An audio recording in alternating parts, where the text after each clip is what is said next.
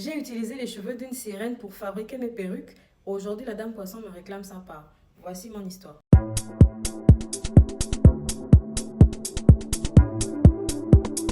Bonjour tout le monde, j'espère que vous allez bien. Moi, par la grâce de Dieu, je vais bien. Pour raconter l'histoire du jour, je vais emprunter le prénom de Josie. Josie est une jeune femme qui vit dans un quartier de la place. C'est quelqu'un qui sait très bien coiffer les gens. Donc, elle a pour habitude, bon, on va lui donner, elle a entre 25 et 30 ans. Elle a pour habitude de bien tresser les gens. C'est le genre de personne chez qui tout le monde veut partir pour se tresser, machin et tout, à cause de son talent. Mais Josie habite dans un quartier dans lequel tout le monde se comporte comme si on était dans un village. Tout le monde veut connaître les choses de tout le monde. Bref, voilà comment un jour, il y a un salon de coiffure qui ouvre dans la même zone que Josie. Ce qui fait que Josie perd beaucoup de clients parce que la majorité de ses clientes partent là-bas. Pour les tresses, les tissages, les coiffures, tout le monde partait maintenant au nouveau salon de coiffure là. Une fois, Josie fait même exprès de partir là-bas, histoire de voir que, oh, c'est comme Alago qui vient me voler les clients là. Quand j'ai une tresse, je ne coiffe plus bien, machin et tout. Bref, vous savez qu'on a toujours envie d'aller regarder la concurrence. Donc, c'est un peu ça. C'est comme ça que Josie prend ses pieds, elle va là-bas pour faire les tresses et tout. Mais Josie se rend même compte que mais la elle ne tresse pas mieux que moi en fait. Elle ne tresse pas mieux que moi. Même pas l'espace de 3 mois, la demoiselle qui a ouvert le salon de coiffure embauchait des coiffeuses. Jusqu'à elle a embauché Josie même pour venir à son salon de coiffure. Mais tout ça là, Josie avait les plans dans sa tête en se disant que non, elle doit continuer, genre son truc à la maison et tout. Donc elle s'est dit qu'elle va d'abord travailler quelques mois, elle économise, elle aussi elle va ouvrir pour elle. Malheureusement, les choses ne se passaient pas comme elle avait prévu. C'est-à-dire que quand elle avait le salaire, elle a l'enfant. Donc qu'est-ce qu'elle fait? Elle doit s'occuper des charges de la maison, elle doit s'occuper de l'enfant. Bref, elle se retrouvait même quelquefois endettée. C'est la jeune dame là qui l'aidait. Financièrement parlant, c'est la jeune dame là qui l'aidait souvent. Josie se demande, mais j'ai du talent. Ça fait plus d'un an que je tourne autour du pot, mais la boutique ne fait qu'évoluer. La jeune dame qui a ouvert le salon de coiffure dans la zone, elle avait déjà embauché environ 5 coiffeuses. Elle a ouvert un salon de coiffure dans un autre quartier. C'est là où Josie tape du poing sur la table et elle décide d'aller voir la jeune dame en question. On va la nommer Emilia. On va la nommer Emilia. Donc c'est comme ça que Josie va voir Emilia. Demander à Emilia que, ah, tu as fait comment tu arrives à t'en sortir, comment, parce que apparemment Josie connaissait déjà Emilia, peut-être de l'école primaire, de je ne sais où. Donc Emilia lui disait d'abord des trucs du genre, il faut beaucoup prier, il faut jeûner, ça va aller, c'est juste une question de volonté. Moi, par exemple, donc le moi là, c'est Emilia qui est en train de parler. Moi, par exemple, je suis rentrée dans une petite tontine avec un groupe de jeunes dames là, et puis elles m'ont laissé prendre la première, c'est comme ça que j'ai réussi à prendre mon envol, etc. Donc vraiment, elle lui a dit les choses que comme ça, quoi, en se disant que vraiment c'est comme ça que ça s'est passé. C'est comme ça que, elle s'appelle comment? Josie est intéressée. Elle dit à Emilia que, donc dis au fil là que moi si je veux rentrer dans la tontine, si on peut me laisser prendre la première. C'est comme ça qu'elle a accepté, elle est partie et tout. Emilia lui a dit non, tu viens me retrouver à tel endroit, à telle période, à telle heure, bim bam boum.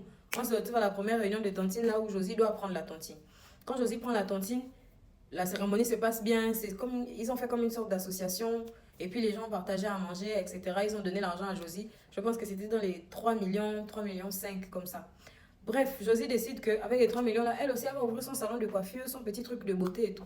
Elle a trouvé un petit local dans le même quartier toujours, histoire de ne pas aller trop loin. Un petit local, elle a acheté ses petits trucs essentiels et puis elle a mis l'argent du mois d'après. Elle avait déjà mis ça de côté pour ne pas être coincée. Donc, elle avait 2 mois pour trouver les clients et puis, histoire de se rattraper. Le temps passe, Josie se rend compte que les choses ne se passent pas comme prévu. Elle peut se faire une semaine là, mais tous les clients partaient seulement chez Emilia. On compte du bout des doigts le nombre de clients qui partaient toujours chez Josie. Et le temps ne faisait que passer comme ça. Le deuxième mois arrive. Josie n'arrivait même pas à payer ses factures, courant, loyer, tout ça. Elle n'arrivait même pas à s'en sortir. 2, 3 mois après, elle était même en train de tomber en faillite. C'est-à-dire que tu n'as même pas encore commencé ton business, machin, mais tu es déjà en train de tomber en faillite. Bref, elle retourne voir Emilia. Emilia dit, moi, regarde, voilà ce qui se passe. Est-ce que tu ne peux pas m'aider? Bref, c'est comme ça qu'Emilia invite Josie chez elle un soir. Et elle dit à Josie que, est-ce que tu es sûre que tu es prête à tout accepter pour avoir la réussite, etc. Josie dit, oui, je suis prête à tous les sacrifices possibles. Après, Josie dit, tant que je ne tue personne, tant que je n'ôte la vie de personne, tant que je ne sacrifie personne, je suis prête à tout endosser, je veux réussir. Emilia a donc proposé à Josie que, retrouve-moi à 5 heures du matin, genre sur un bras de mer de la place. J'ai oublié de préciser que Josie a donné rendez-vous à Emilia, je vais y arriver. Emilia a donné rendez-vous à Josie en lui disant d'apporter des fruits, des légumes et les couches de bébé. Les couches de bébé déjà utilisées. Mais elle a dit à Josie de ne pas lui poser de questions, de venir juste avec ce qu'elle lui demande d'apporter. Bref, on revient maintenant. Elles se sont retrouvées là-bas le jour. Chacune avait son panier en fait.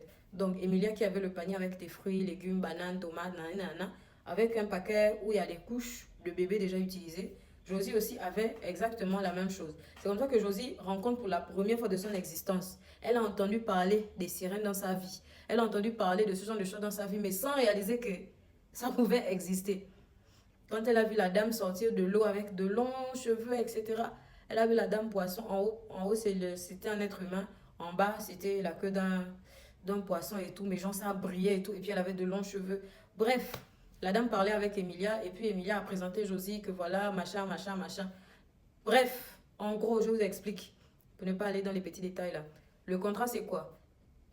Si Josie veut que sa boutique prospère le plus rapidement possible, Josie n'a une seule chose à faire, c'est d'être debout tous les jours à 5 heures du matin, emmener des couches sales de bébé, emmener des fruits et légumes tous les jours au même lac à 5 heures du matin. C'est comme ça que Josie accepte le challenge en fait. Trouver les couches de bébé, c'est quoi? Acheter les fruits, c'est quoi? C'est rien du tout. Elle a commencé à tourner dans son entourage. Quand elle va voir une de ses copines ou bien une de ses grandes sœurs avec le bébé, elle va nettoyer. Donc, je vais nettoyer la couche de l'enfant. Au lieu d'aller jeter dans la poubelle, elle met dans son sac. Donc, je vais nettoyer machin. Donc, je vais nettoyer machin. Ce qui se passait toujours avec les bébés là après. Oh, le bébé est malade. Oh, machin. Mais personne ne pouvait imaginer que Josie est partie prendre la couche du bébé là pour emmener ça au lac là-bas. Bref, c'est comme ça que les activités de Josie ont commencé à prospérer. Mais vraiment prospérer. Le petit local là était insuffisant. Les clients ne manquaient pas. Les gens venaient même de plusieurs quartiers. Sur les réseaux sociaux, Josie est devenue la star des coiffeuses. C'est devenu la coiffeuse internationale. C'est-à-dire qu'on ne peut pas parler de salon de coiffure sur les réseaux là sans parler d'elle. Bref, elle a eu le buzz là. Ouah, ouah, ouah, ouah, ouah. Elle a eu ça pendant plusieurs mois. Elle disait 1 an et demi. Dès qu'elle tendait vers la deuxième année, elle a commencé à se fatiguer. C'est là où qu'est-ce qu'elle fait? Elle a commencé à se fatiguer. Genre se réveiller à 5 heures du matin, c'est pas donné à tout le monde. Et de le faire tous les jours. Il n'y a pas de jour de repos. Il n'y a pas à dire que tu fais ça de lundi à samedi, dimanche tu te reposes. Non, c'est de lundi à lundi, 7 jours sur 7. Bref, donc disons 1 an et demi après, elle a commencé à se fatiguer. Non seulement elle a commencé à se fatiguer, mais elle avait beaucoup d'occupations avec le salon de coiffure. Et puis elle voulait ouvrir un en province. Par exemple, si on est à Libreville, elle voulait ouvrir un à Franceville là-bas. Donc c'est un peu ça. Ce qui fait qu'elle avait du mal maintenant à respecter le fait d'aller tous les jours voir la sirène qui lui a donné le truc et tout. Donc elle a commencé à dire qu'elle part maintenant 3 fois par semaine. Alors quand elle dit de partir tous les jours, elle partait maintenant 3 fois par semaine. Parce qu'elle s'est dit, bon, je pars vite à Franceville, vendredi je reviens de Franceville, dimanche, je vais aller voir la sirène lundi, machin et tout. Elle a commencé à faire ça.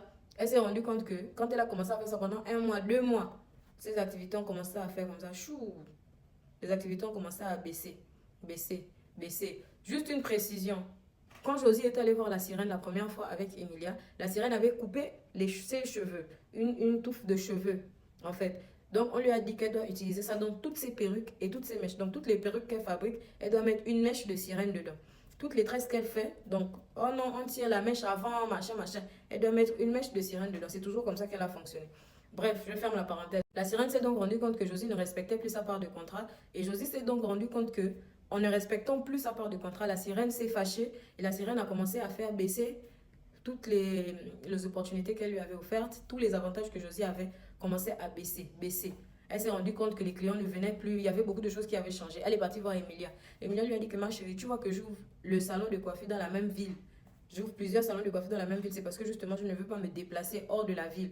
Il faut respecter ce qu'on t'a dit de faire à 5 heures du matin. Et chaque fin d'année, il y a un sacrifice à faire.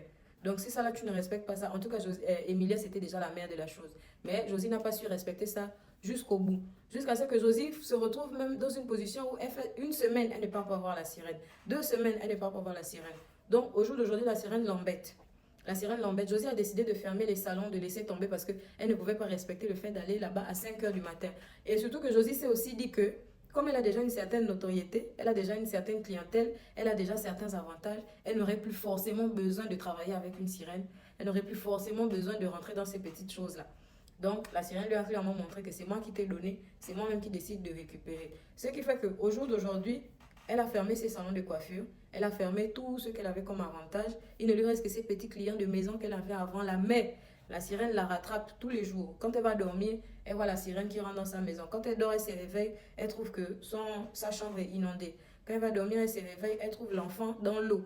En fait, elle a beaucoup ce genre de petits détails là qui font que La sirène réclame, mais elle ne sait pas ce que la sirène réclame. Elle est partie récemment déposer un panier avec les couches sales de bébé. Elle a ramassé, elle a tourné les poubelles. Elle a tourné les poubelles, tourné les maisons des gens pour ramasser les poubelles, les couches de bébé déjà utilisées. Elle est partie déposer. Elle est partie à 5 h du matin pour déposer. Elle a commencé à supplier, demander pardon à la sirène en disant que je ne dors plus, machin et tout et tout. Mais la sirène n'a pas pris. La sirène n'est pas sortie de l'eau comme d'habitude en fait. Elle n'est pas venue prendre le panier de couches de bébé. Elle n'est pas venue prendre le panier de fruits. C'était sa dernière visite à la dite sirène. Donc aujourd'hui, elle est embêtée. N'oubliez surtout pas que si vous avez des adresses de pasteurs, de hein, praticiens, voilà, si vous avez certaines adresses, peu importe, n'oubliez pas que Josie est dans les commentaires, elle lira anonymement. Bisous.